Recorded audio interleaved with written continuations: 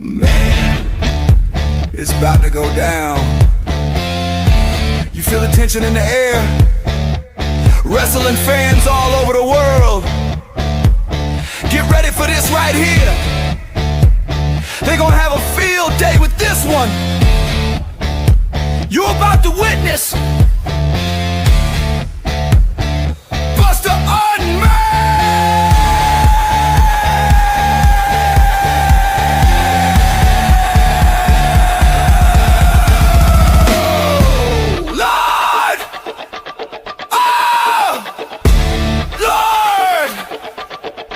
There's no telling what Buster's gonna say today. We just getting started. Just getting started! Welcome to Buster Unmasked! Hosted by Buster H.R. Johnson. This is a Buster H.R. exclusive. We are now tuned in to Buster Unmasked. We are now tuned in to Buster Unmasked. You are now tuned in to Buster Unmasked. We are now tuned in to Buster Unmasked.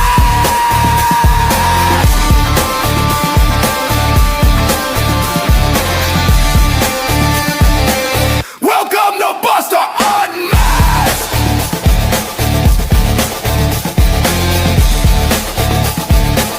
Welcome to Buster Unmasked.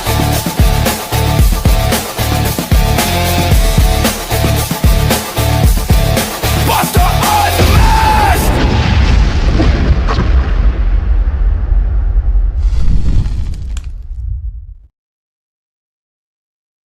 Chance, this is for you, my man. We're here. We're live. You're watching Buster Unmasked, and you know what I gotta do? I gotta tell you to like this video. I gotta tell you to share this video, and I gotta tell you to go to Buster H.R. Johnson on YouTube and subscribe to my channel. Hit the little red bell. That way you know when content's coming out. You don't even have to look for it. We got a great show for you guys here tonight.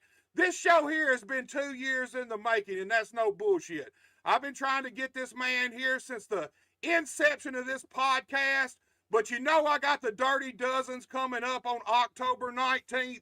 Gonna be a great show, so let's plug that. Let's plug our sponsors, and then we'll get our guest out of here. You already know who it is.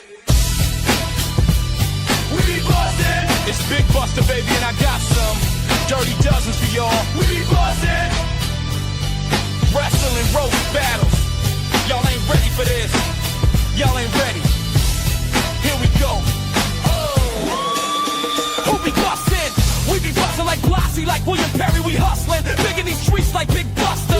You a sucker like Lou Brother who trust we bustin'. Lick off shot, chin, get clocked, knick-knack, patty whack, give a dog a bone. Dirty Dozens with my pros, step into the zone. Wrestling roast battle, leave that alone. We be bustin'. All right, guys, Sunday, October 19th, 8 p.m., second first round edition of the Dirty Dozens. You do not want to miss it. We've played with it a little bit. We've kind of polished it up. The rounds are going to be the same. The time limits are going to be a little different. I will let you guys know more about that as we get closer. But I got to promote my sponsors. Without these guys, none of this would be happening. I appreciate these guys so much for believing in me and the vision I had with the Dirty Dozens in this podcast. So let's plug these guys and let's get this show on the road.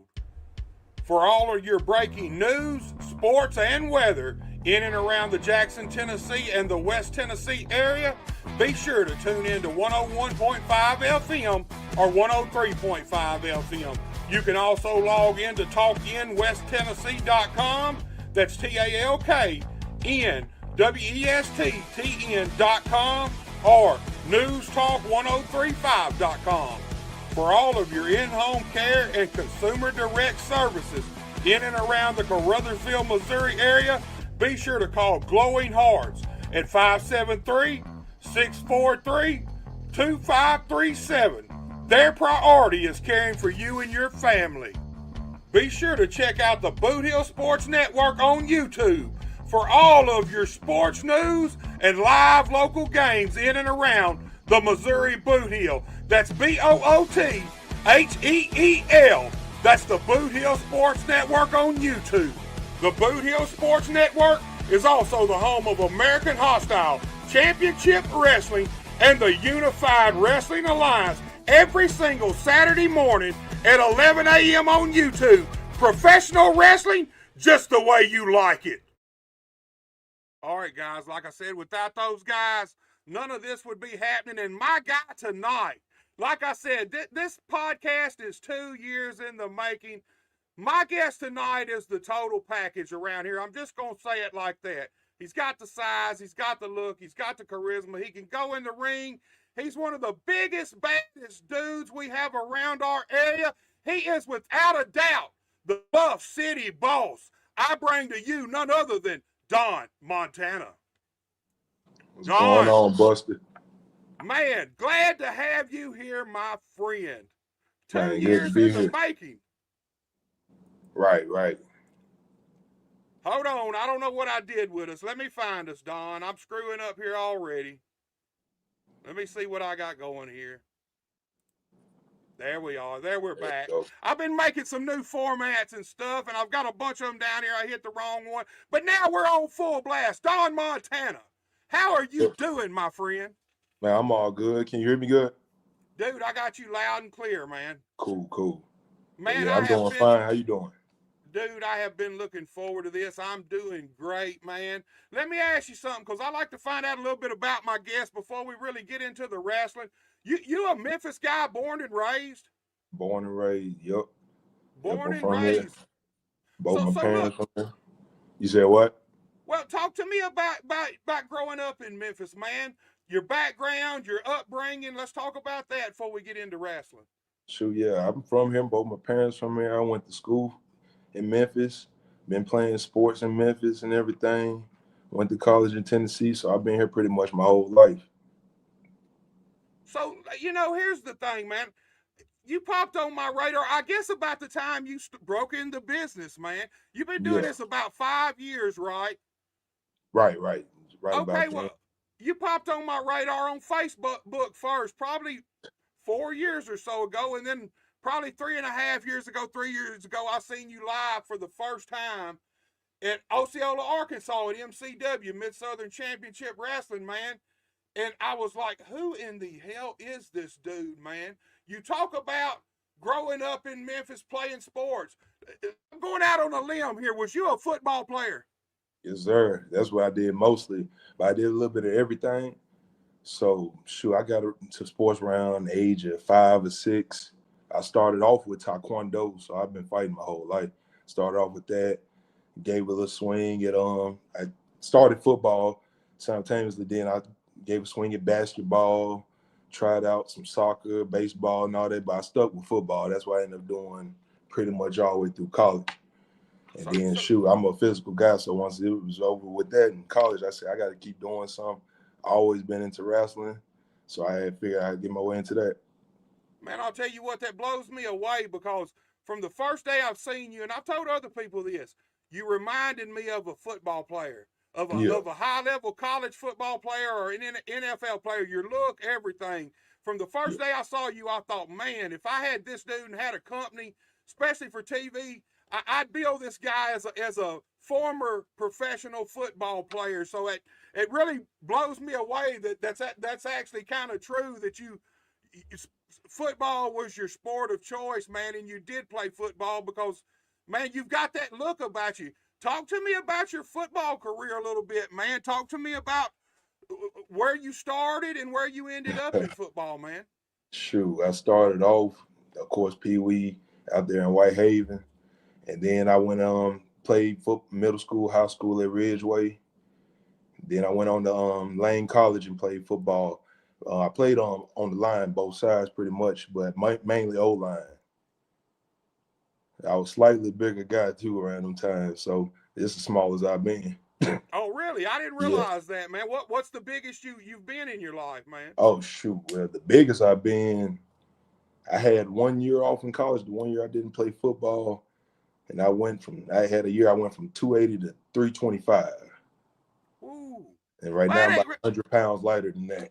Well, I'll be honest with you, 280 to 325 for a big guy ain't really that. Hell, sometimes big guys can gain and lose that much in water weight, you know? Yeah. But that blows me away, man. And you did other sports. Said you did some basketball, did some soccer.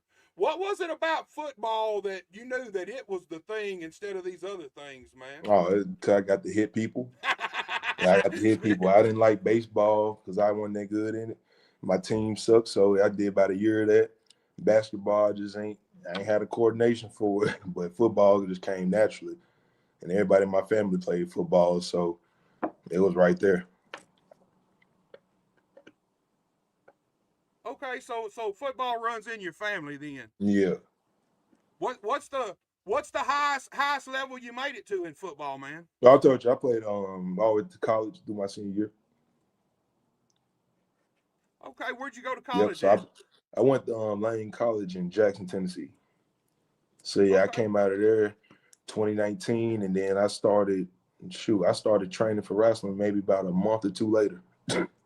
Man, 2019, you pretty much started wrestling right as the COVID epidemic hit, huh? Yeah, pretty much. I started my training probably around August, September 2019, and then I probably had my first match in front of people in January 2020. So let me ask this: you always been a wrestling fan? You're from Memphis, and I don't know how old you are, so I don't know what era you growed up in. But was Memphis wrestling still a thing on Saturday morning when you were a kid? Man, I saw a little something, but I was too young to remember. I'm only 29. Okay. So yeah, I didn't get to see all of it. Of course, I didn't have to go back and do my research, of course, and everything. And I hear all the stories because my dad was a big Memphis wrestling fan, so he was at the shows and everything. So that's where it really started for me. Right. So I yeah, think that's so go ahead. yeah, growing up, my that's probably my first memories of wrestling was walking past in like the living room and seeing my dad watching it. And even when I didn't know what the hell was going on, when it caught my attention and everything. And I would say by the time I got to like first, second grade, I was hooked. Tommy Jack says the audio sounds good tonight. I'm glad about that. We were a little worried about that, man. That's good. He said, I got a real one on tonight. Multi-time 18-19 champ, former Yes, tag team champion. We definitely going to talk about the tag team championship and you and Big MJ Davis later in the program. But let's talk about this we'll get to that. 18-19 title with 901 since Tommy brought it up. Man, I love that title period just for the backstory. It's what it means, what it represents, man. The founding of Memphis, Tennessee. That's Really Memphis' cool. title. That's one of the best ones you can hold in the city, I think. I agree with that 100%. He says you're a multi-time champion. How many times you held this title, dude? Man, I held the 18-19. I think I held that about once, and then I held the 901 tag championships when we talking 901 wrestling. So you held the tag team titles with y'all ain't friends no more. I mean, we So had the tag team titles. I know you're talking about before you messed it up. let's go Go on again. and let's go on and get into that because I like to jump around. So let's talk about Okay. MJ Davis since we're on it now. We can always jump backwards a little bit. Man, what happened between you and MJ? Y'all were a hell of a tag team. Both big guys, man. Y'all were a dominant tag team at 901 Wrestling. What actually happened between you two guys, man, to split it up, dude? Man, look, me and MJ have always been our own guys. We both dominant forces, clearly, right? You know that. So me and him decided, let's do something different. We had some ventures in the past, had some tag team success and some other promotions. So we hadn't done it in 901. He was running around into some other stuff at that time. He didn't have his head straight. I reeled him on there. I told him, hey man, let's put this together. And we could be the top dogs at 901. And we could do that easily. I don't think there's nobody that can hang with us when we together, right? So we did that, and we won the titles pretty easily. And we held on until I would say, about maybe a year, a little bit over a year. And then he did what they always do. When things don't go MJ Davis's way, he runs away. That's what he did. So let me hit you with this aspect of it. Yeah. Because I know, here's the thing I know about you. You keep quiet, man. You do your Right. business at the shows, but other than that, we don't hear a lot out of Don Montana. You're not a social media guy. You're not a lot of drama. MJ's kind of the same way, except MJ's a little more outgoing with the he's a little more into the stuff like the social media. You can see him; he'll post stuff from time to time. MJ's a big guy. You're a Yeah, big I guy. usually don't play too much with social media, but you see, he been doing a lot of that lately. I see he been tagging me in posts and making little slick comments and all that. But it's all good. I'm gonna get some straightening with him. All right. So let me ask you straight up, man. Do you feel like MJ may be have been a little jealous of Don Montana for some reason? I know him, Jay. Been jealous of me. He's pretty much done said it. If you watch our last promo we had against each other, come on, look at him. You can see. Let's look at the guy. You see how he acted. He was crumbling. He was just lashing out. He been jealous. Let me ask you this now. You always been in shape since the first day I seen you. You always stay in shape. Up until about a year and a half or so ago, MJ was, I felt like he was coasting for a while. And then all of a sudden, I don't know what got into him. Year and a half, maybe 2 years ago, MJ really started taking this business serious, started Mm-hmm. reshaping his body, getting himself in shape. One thing I seen on MJ is his confidence grew. His Right. confidence grew tenfold. Big thing in pro wrestling, you got to have that confidence. So here's the deal, man. You two guys were one of the best tag teams, most dominant tag teams in 901 history. And then all of a sudden, I see MJ turn on you, man. What was your thoughts when this went down? When MJ initially turned, what was your initial thoughts about the situation, dude?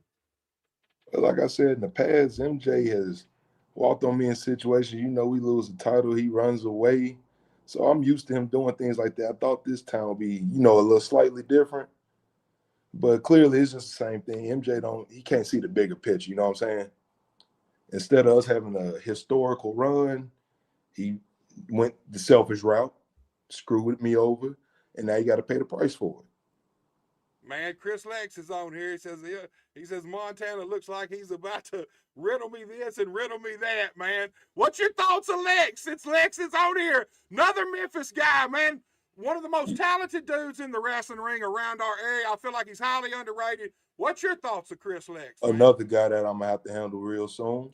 And I ain't gonna take nothing away from Lex.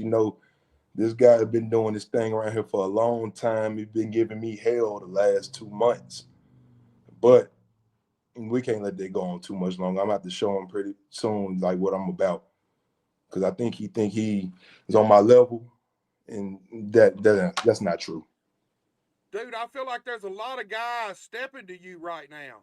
Yeah, it is. What do you think that's about, man? Out of nowhere, all these guys kind of stepping to you. Where do you think that comes from, man? Oh, that's because I'm back out to dominate.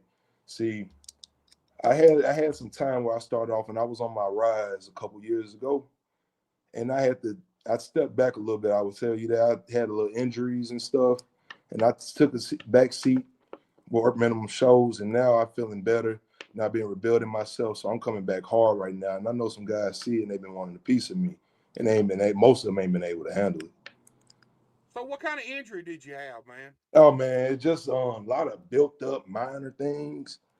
I was in like 2 car accidents like last 2 years. Damn. So I had totaled 2 vehicles, so I was a little messed up and all that. So I had to really just kind of cool it, but I didn't want to take complete time off. But I kind of set back. That's why I went out too much. But now I'm pretty much healthy, and I've been rebuilding and just getting myself back to the point that I want to be at. That's good, man. Yeah.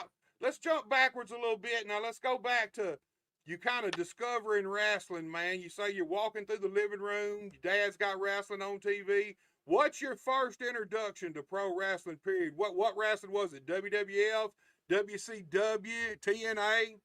Man, definitely if I could go back to like the smallest fragments of what I can remember, it was definitely the Attitude Era. The first thing I remember is seeing guys like The Rock and Stone Cold, Rikishi, and all them guys.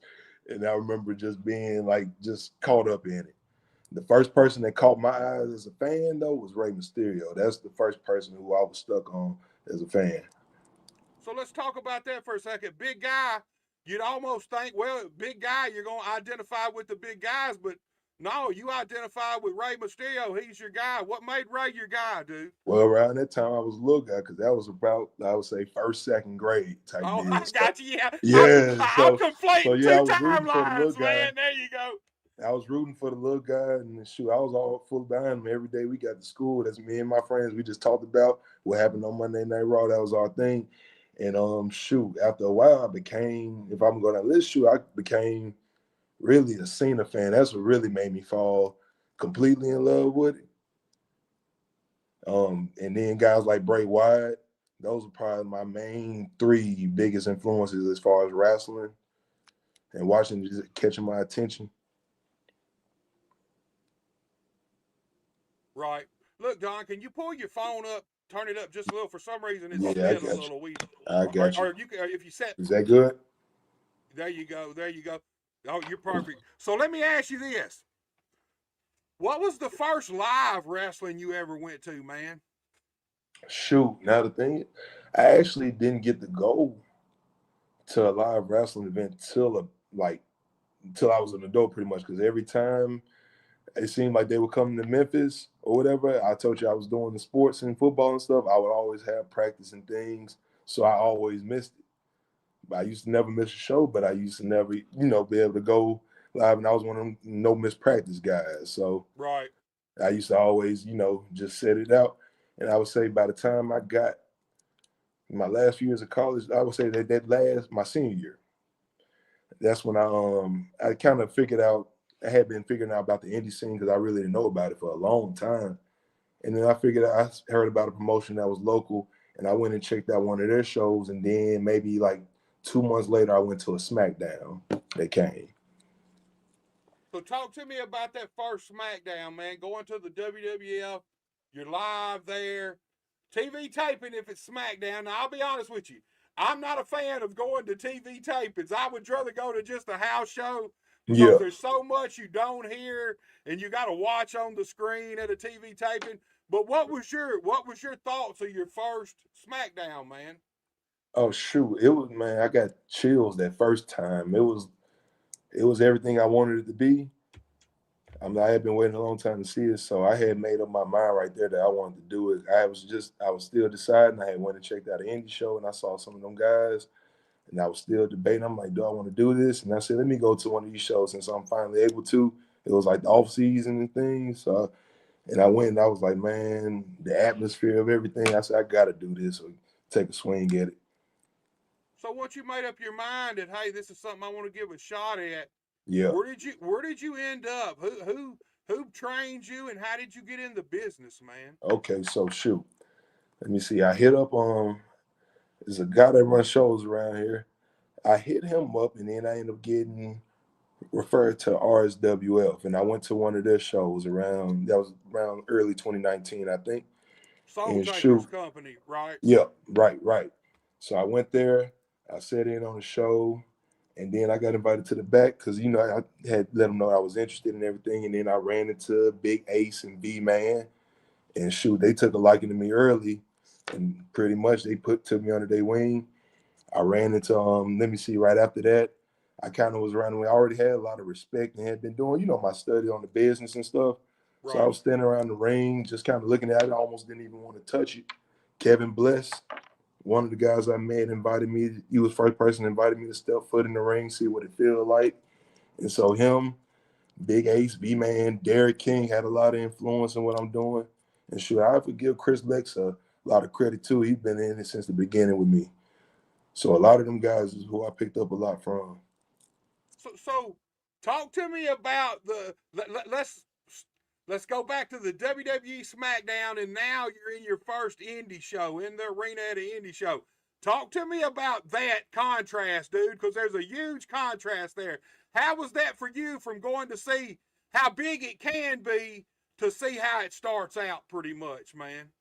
Man, I'm not gonna lie, either way it went, whether it was big or small, both of them had me excited to do There you this. go. Yeah, both of them had me excited to do this. It was good to see it at both levels, and I know you got to start somewhere. So I know those same guys that I was watching could easily be the same guys, on my TV screen. So it's all just one big cohesive thing for me. So let's talk about the transition football field to wrestling ring. Let's talk about that first time you got in the ring and the first few bumps you took. What was your thoughts on that, man? Was it what you thought it would be, or was it what you expected, or was it different than what you expected?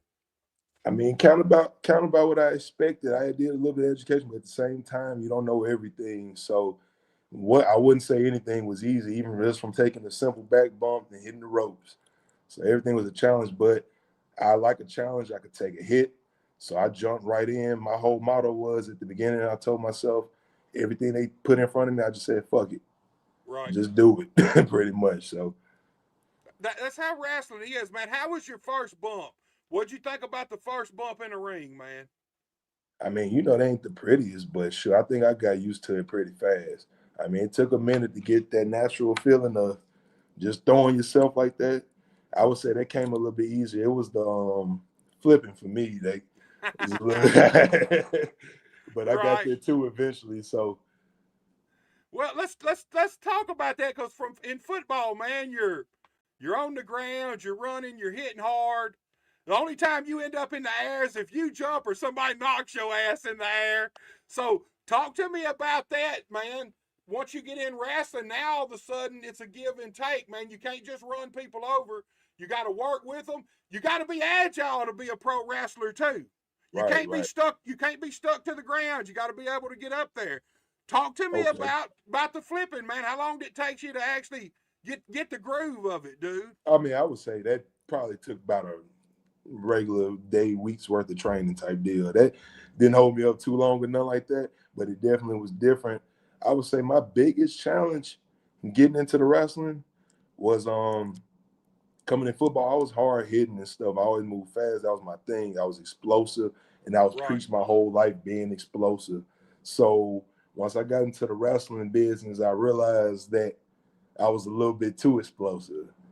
And it was kind of Damn. backfiring on me at the beginning. So you know how that is. So look, Chris Lex just wrote a book for us. I Oh was man, gonna leave you it know he up likes there, to but talk. it's too Chris much. So Lex always got a lot to say. I'll do my best to read this shit, man. I can't see that good. He said, Go ahead, I got Don, you time. are a very tough competitor, but you're green. And what I mean by that is you're naive to the bigger picture. You still think taking your respect is the way to go, or demanding your place in the business. But the one way I have learned is you stay afloat by grinding, by gaining respect from your peers. Longevity comes from accessing your surroundings, being in the right place at the right time, being willing to do what others will not. I got respect for you as a man, but when it comes to standing, hold on. It just standing across, I think that just ends right there. Chris Lex, Yeah, finish that shit out for us, man. look. We can start right there. Chris Lex loves to hear himself talk, and this ain't about Chris Lex right now. All right. So Chris Lex, go ahead, go write you a book or whatever you need to do, but you ain't about to do it right now on my time, all right? And we gonna focus on something else. So Yeah. look, man, how long did you train before you actually were in your first match?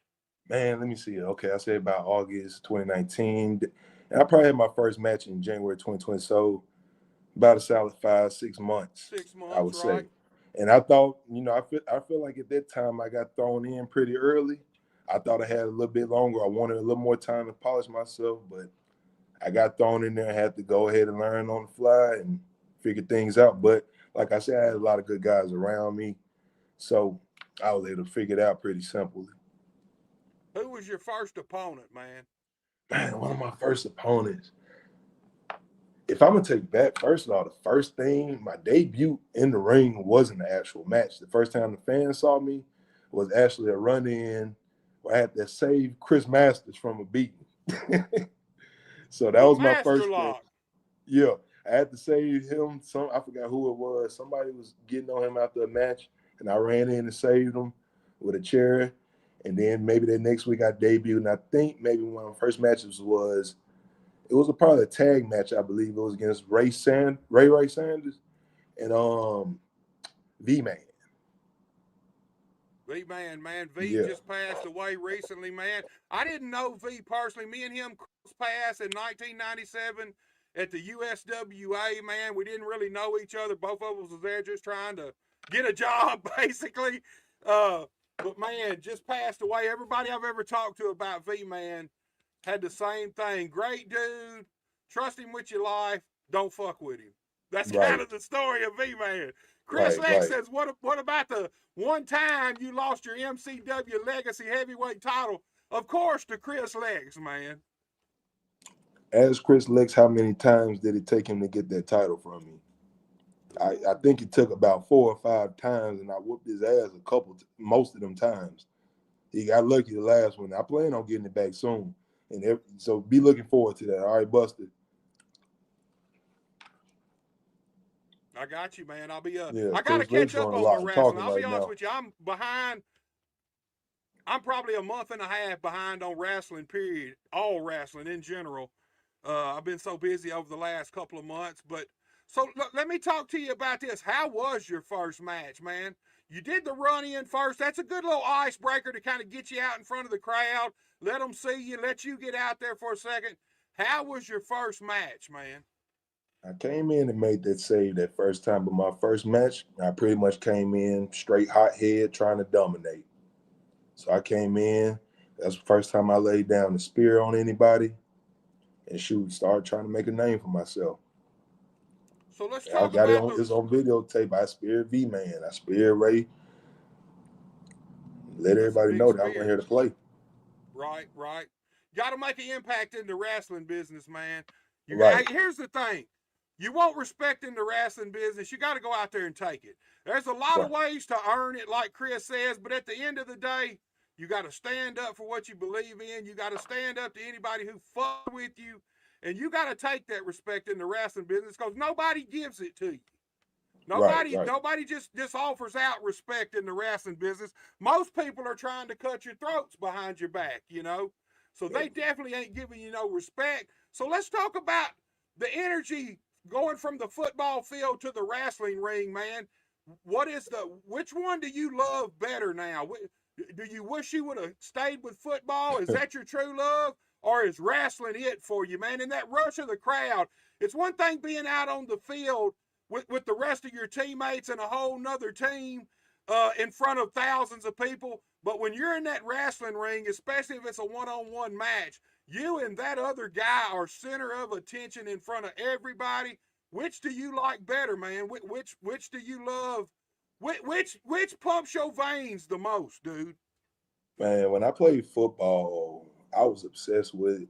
Like I damn near was crazy. Like I used to think like if I died on the field knocking somebody ass out, that's cool with me, type shit. But once I got into the wrestling, I realized that really was my true passion. I just didn't realize the route into get into it. Because Right. like I said, most of my younger years, I didn't realize it was an independent scene and all that stuff. So once I got realized that was open and realized like how to find these guys that do the training and all that, I was all the way in.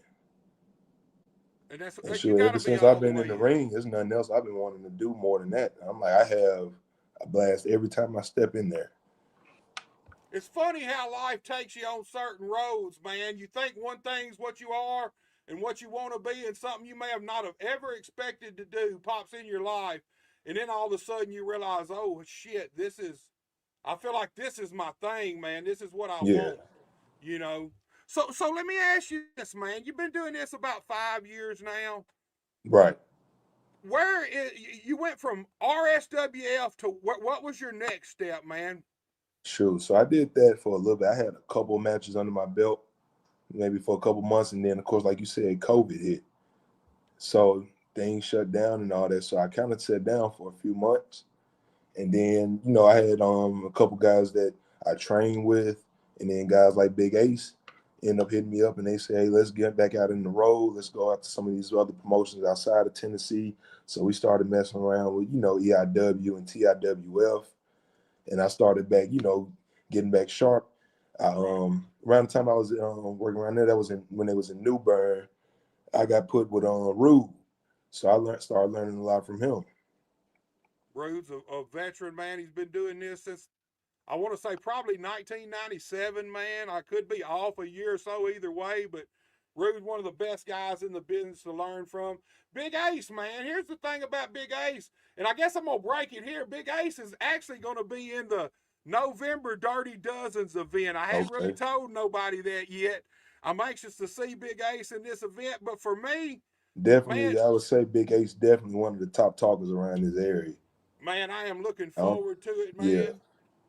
Uh, Big Ace, though, man, I feel like he's another guy. I feel like Big Ace is a star already. It's just no one has gave him the right platform to show who he is, man. I feel like every time I've seen Big Ace, other than at EIW or an outlaw show, an independent show where he can just be himself, they've always doing something else with him. Like when he was in Memphis wrestling, they put him with JPJ, put the camo on him. Instead of just letting Big Ace, be the street dude he is. Man, I have seen that dude at EIW up close, and if any promotion around here would just yeah, let Big Ace be that dude that he really is, Big Ace is a star, period. yeah, man. Sometimes Big H is one of them guys. Sometimes you can be a little too raw, and everybody can't handle that. So you can get some things. You know how it is in the business. I think that's what we're missing in the business. Yeah, you need guys like that. I think we need more realistic characters and gimmicks, man. Guys, the biggest stars in the world are just amped up who they really are. And You that's my know, and that was the biggest thing about me. Like Don Montana is not a character. That's me. That's right. me. I turn up a notch. Like in real life, I'm a calm guy, I mind my business. But now when I get amped up, that's me. So let's talk about that. Don Montana, man. What's the inspiration, dude? Man, the inspiration as far as what you mean? Like what specifically what you mean? Like Well, just did you have any wrestling inspiration? Obviously, you liked Rey Mysterio when you were a kid. You mentioned The Rock and guys like that, Bray Wyatt and guys like that. So, what, what gave birth to Don Montana? man, I always been a fan of a badass. Always been a fan of it. So definitely like the guys like Stone Cold caught my eyes, just be able to walk in the room and shut shit down. Right, That's the type of stuff that caught my eye. Guys like New Jack, right. those definitely were like big influence as far as attitude wise. And yeah. So let me ask you this: what do you think the most important attribute for a professional wrestler or aspiring professional wrestler breaking in this business, man? What do you think they need more than anything else, man? Man, I would say you don't need just one thing, but I'll take the back. The biggest thing you have to be able to learn in wrestling. There's always some new shit, there's always something to learn, and you can't come in acting like you know everything. Right. So I would say that's one of the biggest attributes. You got to be coachable. You definitely got to be coachable. You got to be willing to learn, willing to listen. It's always been a problem in wrestling. It'll always be a problem. I'm sure it's a problem in other sports. I'm sure when a hot fucking rookie comes on the football team that can do it all and knows he can do it all, I'm sure you have those same situations in that arena too. You know, Right. for me, pro wrestlers, first thing you need is you got to have heart. Above and beyond anything else, you got to have the heart to do this, and you got to be tough, physically tough. You know what I Right. mean? Everybody can't take the bumps. Everybody can't do this. It's hard on your body. You know, when you step in a wrestling ring, you know for a fact you're going to abuse your body, period. Bar none, no matter how well things go, every single night, you're going to be taking bumps. You're going to be doing things. You're going to abuse your body. Talk to me about that aspect, man. Talk to me about do you think a professional wrestler takes more abuse than a professional football player or vice versa, dude? Man, I would say just as much being on both sides. It's a different type of punishment, but they both dish them out. They both dish them out. And I would say, of course, I got into wrestling a little bit older than what I did with football, but I feel it every day. And it take a lot of different things I have to do to recover. Yeah, I used to feel like during my football years, I used to be in them trenches, but I felt like I used to recover pretty fast, but wrestling, those bumps build up after a while. Yeah, they do. Look, Yeah. Tashawn's with us, man. He says, miss our days at NOCW, dude. Shout out to Sean, man. So, football, you're used to knocking the shit out of guys. That's what you're Yeah. taught. When you put a motherfucker down.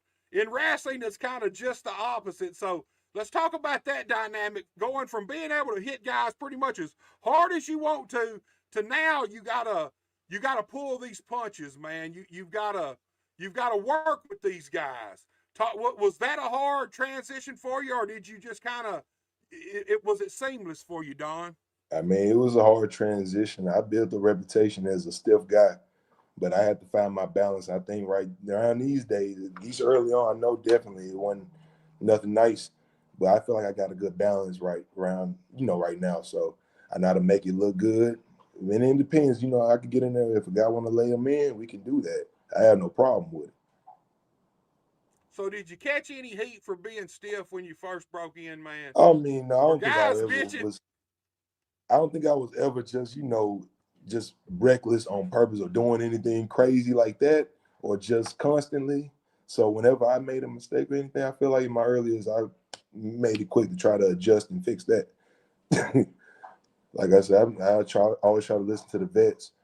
Some of the main ones always preach to me: slow it down, take your time, make shit mean something. Right. Right. So I first seen you live at MCW in Osceola, Arkansas. So let's talk about MCW for a little bit. How did you end up there, man? Here's the deal with MCW. Moondog Spot started that company in 1994. Me and my brother were the first two guys on his roster. Before the Hmm. company even started, the first two guys on that roster. So that company has been in existence since 1994, still going today every Friday night. How did you end up at MCW and how did you like your time there, man? Man, honestly, it kind of slipped me how exactly I got connected with them. I believe, of course, it was through the clap somehow, but me and MJ went there as a tag team, and we ran in on them one night. And shoot, we stayed there for a while. We won the tag championships. MJ left. I stayed because they pretty much took me in like family. So I've been there doing my thing for a minute. MCW is a perfect place to cut your teeth, man, and learn. It is. Every Get your Friday matches in. night, they run every Friday night. I bet you honestly in 30 years, I bet you those guys hadn't had to cancel, but I bet you they hadn't had to cancel even 10 Friday nights in 30 years, man. So Right. they're Right. they're there every Friday night. The fans there, great fans because they're generational fans. Real There are people consistent. there, Everybody loyal. dude, and there is people there that were there when I started as kids. Now they are grown, have kids, their kids go to that show, and so on and so forth. There's actually grandkids that go to that show and great grandkids of people who started going there back in the 90s, back in 1994. Uh, Really good place to learn, man. And that's where I first got the first live look at you at, man. And I thought right then, when first seeing you, man, didn't know a thing about you. I thought football player. The way you come out, the way you look like you would be in a college football magazine, Sports Illustrated, where they're touting the top players of the year, man. And it blows me away that you actually were a football guy because, man, I see it. Have you ever thought about that? Have you ever thought about kind of playing off the football and portraying yourself that way, or is Don Montana just Don Montana? Don Montana is Don Montana. The football thing was another part of my life. I loved it when I was doing it, but I moved on from that pretty much. I mean, I have my flashbacks clearly. That's why I do a spear, because I like to tackle a motherfucker. Right. Yeah. You do a fucking killer spear, man. I'm pretty sure that night, the first night I seen you, you speared somebody out of their fucking boots. I No, don't yeah, remember yeah. who it was, but I'm sure you did, man. I remember you using the spear. So, how long did you actually kind of stay at MCW? Do you still float in and out of MCW from time to time? I mean, I've been at MCW probably, I would say maybe last 2 years, a little bit over 2 years. And I took a couple months off last year, but I've been back pretty much since this summer. And I came back in, won the Legacy Championship, and then I ran into this Chris Lex problem. that I'm about to solve soon. You get to talking about Chris. He'll be wrote another Yeah, let book me on here, stop. man. Let me not speak him back up. He'll pop back up. I don't want that. So look, let's jump over to 901, man. How did you end up at 901 wrestling, dude? Sure, I ended up at 901. So at one point around that time in them early years when I was just making my rounds, hitting all those little Tennessee promotions, I ended up in Middleton, and I did a little work at MIW, and then that's when I ended up meeting Bobby Ford. And around that time, he was working in 901, and he invited me to come in because me and him took a liking to each other. I came in, met Tommy Jacks, and sure, he gave me an opportunity. I made the most of it. And I've been pretty much dominant there ever since. Yeah, you're one of the main stars at 901 wrestling, man, and that's the one thing. That's the one thing I feel like 901 really does good. There's no leftover guys, I don't feel like, on 901. All the guys that are all the normal guys, the regular guys on the roster, I feel like 901's done a great job of showcasing you guys and giving you guys the opportunity to show that you guys are stars. You know? Right. Did you start with 901 at Black Lodge? Yep. I came in maybe around the second or third Black Lodge show and pretty much been with them since.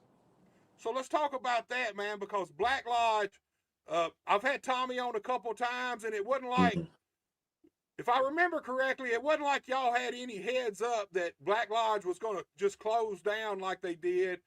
If I remember right, Tommy said he got a call, and there was like a week's difference of, we're shutting down on this date, and Yeah.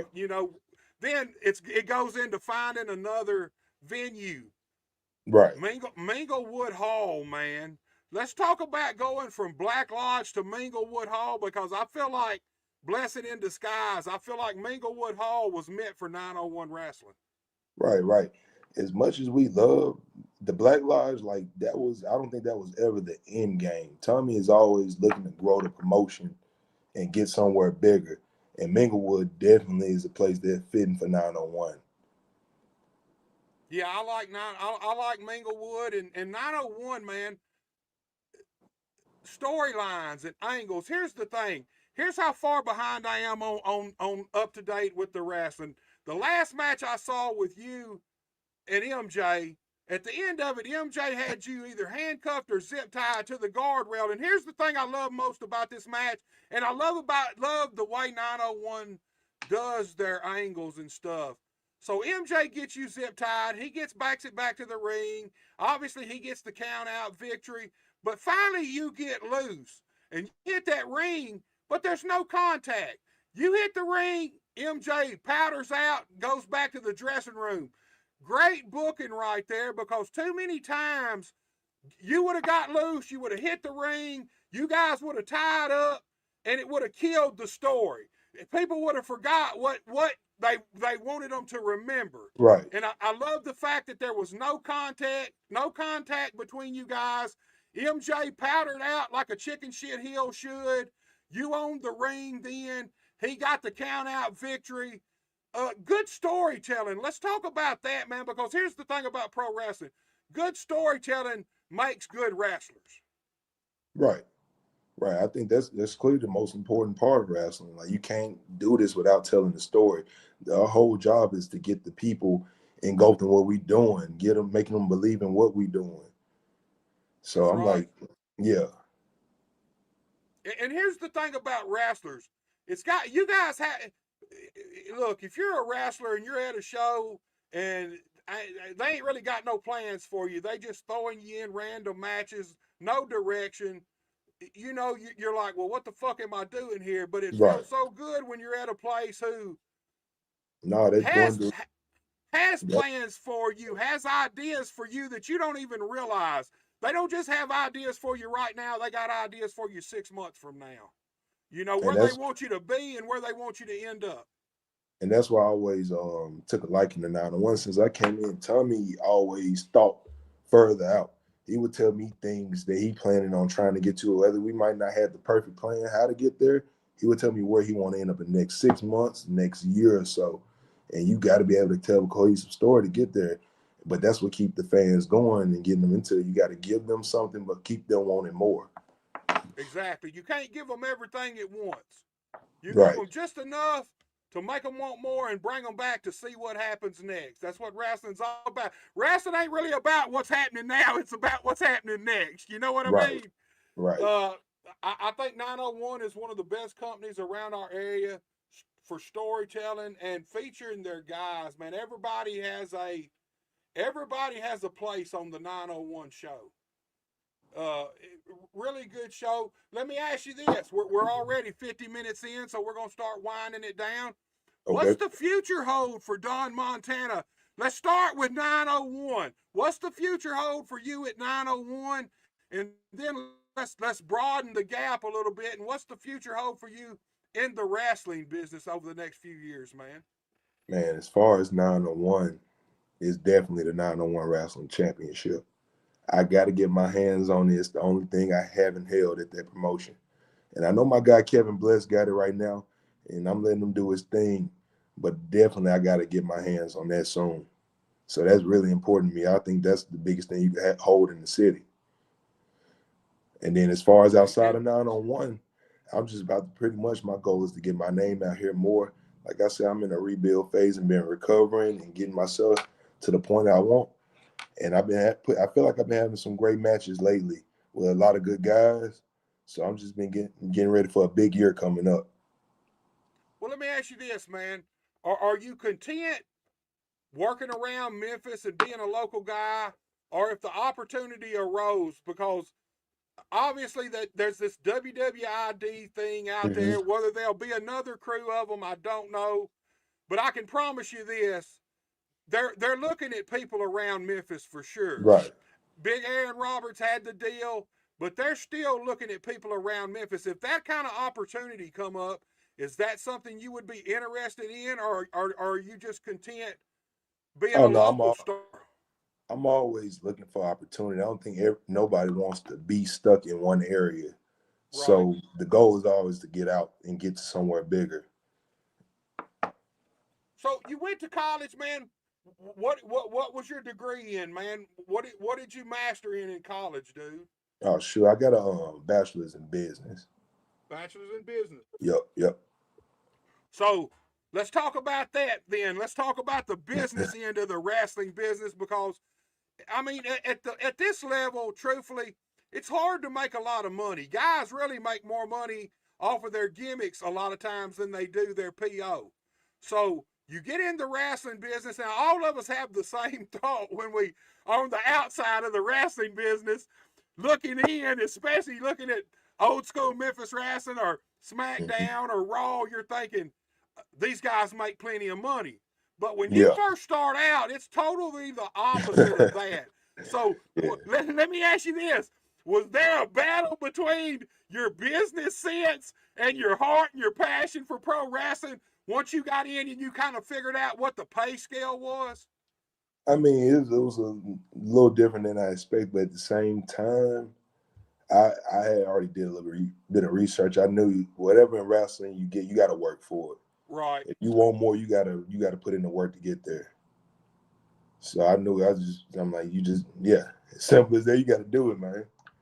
But You what want does some the more money, business you got to guy, go show that you're worth more money. what does the business degree tell you though about the wrestling business, man? Let's break it down just on dollars and cents, man. Should you be doing something else right now?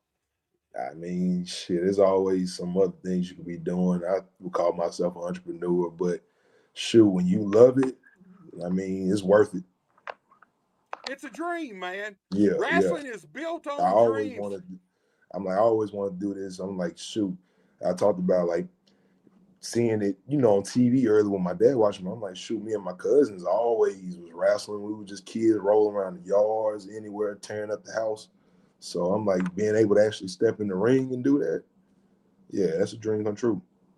Well, look, let me ask you that then. What about your family when you broke it to them? Hey, I'm breaking into the wrestling business. What were their thoughts about it? Obviously, your dad, wrestling fan, so I'm sure he was overjoyed with it. Shoot, I mean, they pretty much accepted it because they could see in my face that I was serious. I had pretty much already made up my mind. I wasn't asking or just, This is what I'm about to do next. Football is over with. I'm about to start training to wrestle. Well, let's talk about that for a second before we get out of here. What kept you from pursuing football further, like onto the NFL? What was it about it? Was there something that was it an injury? Was it something else? What kept you from pursuing football to the highest level, man? Well, shoot, playing football. I mean, I told you I played on the line my whole life, O line, D line. So by the time I got to that college level, I didn't really meet the size requirements like that. But I was able to hold my own. But by the time you get to the NFL, it's a whole nother ball game. And I would say maybe around later college, I started dropping a lot of weight. So I knew it was pretty much over with. So I got smaller than I was already trying to be. And then, of course, you got other things. Like I had a pretty good year my junior year of football. And then, you run into football politics and different things. And, yeah, so I pretty much knew it was time to look for something else. Football politics exists just like wrestling politics exists. Yeah, right. Everything got it. And that's something I don't think people realize either. You're a big guy. People see you at these wrestling shows, you're a big guy. But you just said it. What's the difference in you at your biggest standing across from a pro NFL guy, man? What kind of size difference are we talking about? I mean, I don't run against a lot of big guys in football, but you get a couple guys in the wrestling scene that's walking around here with some size on them.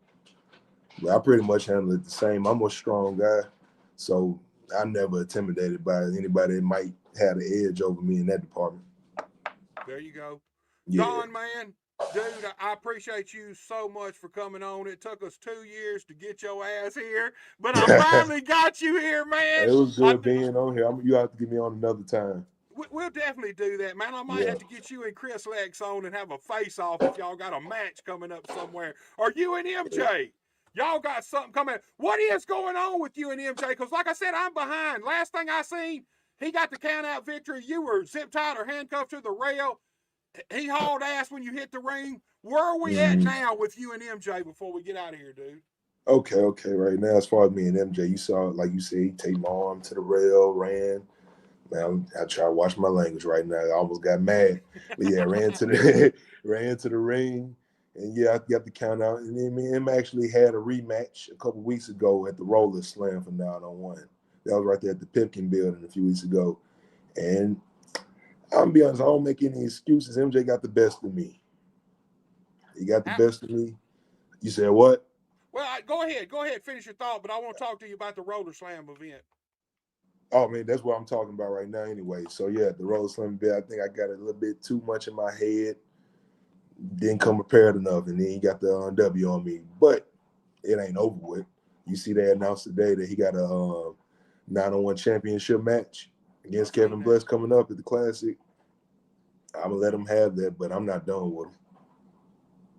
So Kevin Bless, man, talented guy, he has been the 901 champion for over a year now, right? Right. He pretty much laid the claim that that's his title, and he don't plan on dropping it to anybody, man. That match comes about. What does Kevin Bless need to expect from Don Montana when that opportunity comes for you to go after that 901 heavyweight title? Before the 901 title came into the picture, man, Kevin Bless had a lot of battles. You might have to go back and watch some of those. So Kevin Bless already know what I'm coming with now. Right now, we're on good terms. That's my guy. I support him full throttle. But if I get that opportunity, Kevin Bless already know that I'm gonna have to do what I do best. That's run through him. Run through him, hit him with that spear, man. Leave his boots in the ring and his body's outside with the fans somewhere, dude. Right. Roller Slam. Let's talk about that, because when I was a kid, man, probably 1986, 85, 86, AWA used to come on ESPN, and either before or after, roller derby used to come on. And I loved roller derby as a kid. I think it's pro wrestling on skates is exactly what it is. Right. Talk to me a little bit about that event, man. I'm dying to know how that roller event went, man. How was it? How did you guys get to watch the roller derby and stuff too? Honestly, I mean, no, I heard the event. Everything went really good. It was a great event. Now, me and MJ was the first match at the event, so I was pretty pissed off afterwards, and I kind of got up out of there. So I didn't get to see the actual roller slam, but I heard it went great. And 901's they're booking some different kind of shows now too. Yeah, I've seen a lot of different kind of shows. Got a new podcast. I can't remember 901. What's it called? The new 901 podcast. In this corner. In this corner, there it is. Yeah. Awesome fucking podcast. I'm gonna be honest with you. Right. I watched a guys couple do of their them. thing. I'm behind on those too. But man, awesome podcast, awesome setup. I love doing it live right there after the events. Having some of you guys there right there with the guys, everybody together. I really love it. 901's doing some big things out here, man, in the wrestling business around the Memphis area. Right, man. Don, dude, we are exactly an hour and 1 minute in, my brother. I'm going to let you get out of here. It has been my pleasure, my friend. I thank you so much for coming on. I appreciate you having me on. We'll definitely get you. Oh, dude, I've been waiting on this since the first day I asked you to come on, man. I knew I'd get you eventually. I just didn't know how long it would take, Don. Hey, it's all good. Anytime, man, hit me up. I'm down. Man, I appreciate you so much, and you have a great night, my friend. All right, you too. All right, y'all, you seen it right there. Big Don Montana, 901 guy. Anywhere you get a chance to go see this man, go see him. Total package. Like I said, you know I got to promote the Dirty Dozens before we get out of here. Let me do that, and then we're going to get out of here, guys. You already know who it is. We be bustin'. It's Big Buster, baby, and I got some Dirty Dozens for y'all. We be bustin'. Wrestling roast battles. Y'all ain't ready for this. Y'all ain't ready. Here we go. Who be bustin'? We be bustin' like Blossy, like William Perry, we hustlin'. Big in these streets like Big Buster. You a sucker like Lou Brother who trust. We bustin'. Lick off shot, chin get clocked, knick-knack, patty whack, give a dog a bone. Dirty Dozens with my pros, step into the zone. Wrestling roast battle, leave that alone. We be bustin'. All right, y'all. Sunday, October 19th, 8 p.m. Second edition of the Dirty Dozens Roast Battles. Two of these guys are going to walk out $50 richer, man. Be sure to tune in. We need this one to be bigger than the first one was. Look, guys, I will be back this Thursday night, 7 p.m. with the Initiative. They're also doing some big things all around, including 901 Wrestling. I seen that these guys have showed up at 901. Anywhere the Initiative goes, they wreak havoc. So I'm looking forward to talking to these gentlemen. And the matriarch, too. I'm hoping I got the whole package this Thursday night at 7 p.m. Do not miss it. Be sure to tune in. Like this video, share this video, and go to Buster H.R. Johnson on YouTube and subscribe to my channels. Until Thursday night, y'all, take it easy. When you hear that Buster H.R. Oh,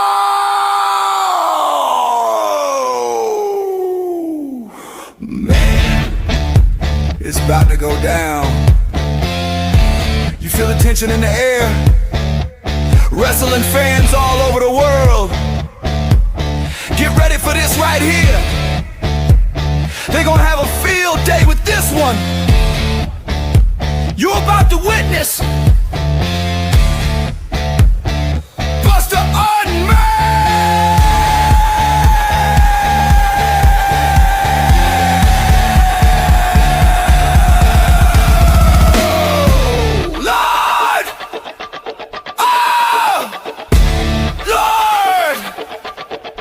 There's no telling what Buster's gonna say today. We just getting started.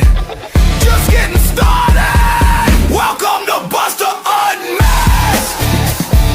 Hosted by Buster H.R. Johnson. This is a Buster H.R. exclusive.